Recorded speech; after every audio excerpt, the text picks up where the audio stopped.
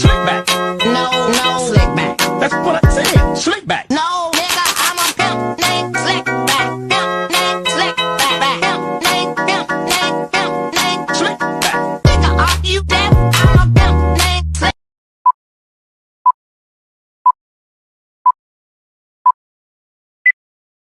Halo teman-teman semua, pada kesempatan kali ini saya ingin mengajak teman-teman semua untuk mengenal apa sih itu pasar modal. Jadi, pasar modal merupakan tempat perkumpulan antara perusahaan atau instansi dengan para investor. Pasar modal bertindak sebagai jembatan penghubung antara para investor dengan instansi. Ada 3 pihak yang terlibat dalam pasar modal. Yang pertama, emiten, dan yang kedua ada investor, dan yang ketiga ada lembaga penunjang. Selanjutnya ada fungsi utama pasar modal. Yang pertama ada fungsi ekonomi, dalam artian pasar modal bertindak sebagai sarana yang menghubungkan dua kelompok utama, yaitu investor yang memiliki kelebihan dana dan pihak yang membutuhkan modal, seperti perusahaan yang ingin berekspansi. Ini memungkinkan aliran modal yang efisien dan membantu mendukung pertumbuhan ekonomi. Dan fungsi yang kedua itu fungsi keuangan. Pasar modal memberi peluang bagi investor untuk mendapat imbal hasil sesuai dengan jenis investasi yang mereka pilih. Ini berarti pemilik dana dapat mengharapkan pengembalian investasi sesuai dengan tingkat risiko dan karakteristik investasi yang mereka pilih serta menciptakan potensi pertumbuhan kekayaan mereka. Selanjutnya ada manfaat pasar modal. Yang pertama, sumber pendanaan. Pasar modal memberi akses ke sumber pendanaan jangka panjang bagi perusahaan dengan menerbitkan saham atau obligasi. Perusahaan dapat mengumpulkan dana yang diperlukan untuk yang pertama itu ada pertumbuhan, ekspansi, riset, dan pengembangan. Yang kedua ada investasi. Individu dan lembaga keuangan dapat menginvestasikan uang mereka di pasar modal untuk menghasilkan keuntungan. Ini memberikan peluang bagi investor untuk meningkatkan nilai kekayaan mereka. Nah, yang ketiga ada likuiditas. Pasar modal memberikan likuiditas, artinya investor dapat dengan mudah membeli atau menjual saham dan obligasi mereka. Ini merupakan fleksibilitas dan akses mudah ke investasi. Nah, yang keempat ada kenaikan harga saham. Pemilik saham dapat memperoleh keuntungan dari apresiasi nilai saham mereka. Jika kinerja perusahaan mereka itu baik, nilai saham dapat meningkat dan pemegang saham bisa memperoleh keuntungan. Apa aja sih contoh dari instrumen pasar modal? Instrumen pasar modal merupakan sebuah produk investasi yang dapat kita perjualbelikan di bursa efek. Nah, contoh yang pertama itu ada saham. Saham merupakan bentuk kepemilikan dalam sebuah perusahaan. Pemegang saham memiliki hak atas sebagian kepemilikan perusahaan dan berhak mendapat dividen atau pemasukan jika perusahaan menghasilkan keuntungan. Nah, yang kedua itu ada obligasi. Obligasi merupakan surat utang yang diterbitkan oleh perusahaan atau pemerintah. Pemegang obligasi meminjamkan uang kepada penerbit dalam pembayaran bunga reguler dan pembayaran kembali pokok saat jatuh tempo. Nah, yang ketiga ada reksadana. Reksadana merupakan wadah investasi yang mengumpulkan dana dari berbagai investor dan menginvestasikannya dalam berbagai instrumen seperti saham, obligasi, dan membeli properti. Pemegang unit reksadana memiliki kepemilikan proporsional dalam portofolio investasi.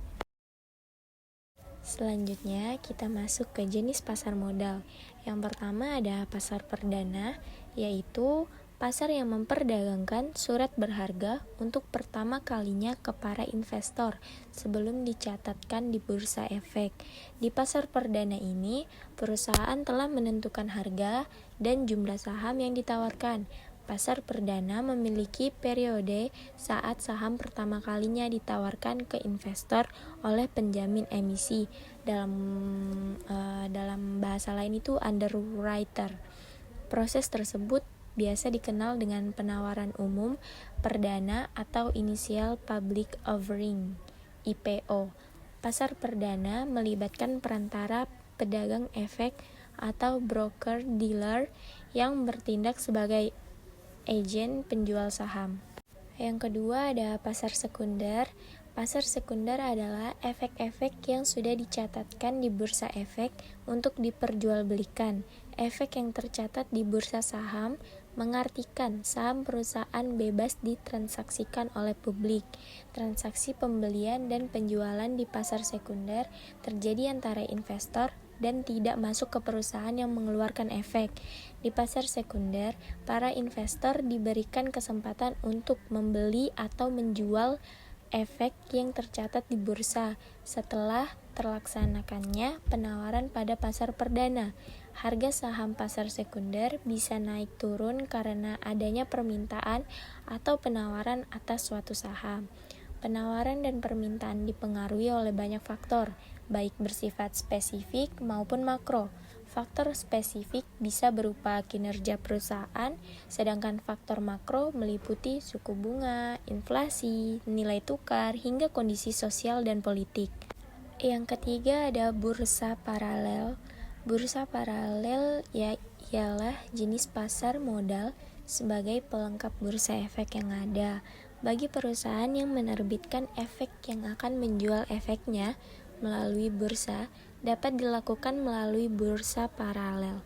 Bursa paralel diselenggarakan oleh Persatuan Perdagangan Uang dan Efek-efek atau kata lainnya atau singkatannya PPUE.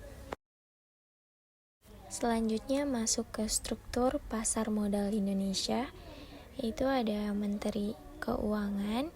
Yang kedua di bawahnya itu ada Otoritas Jasa Keuangan, itu bertugas dalam melakukan pembinaan, pengaturan, dan pengawasan kegiatan sehari-hari pasar modal.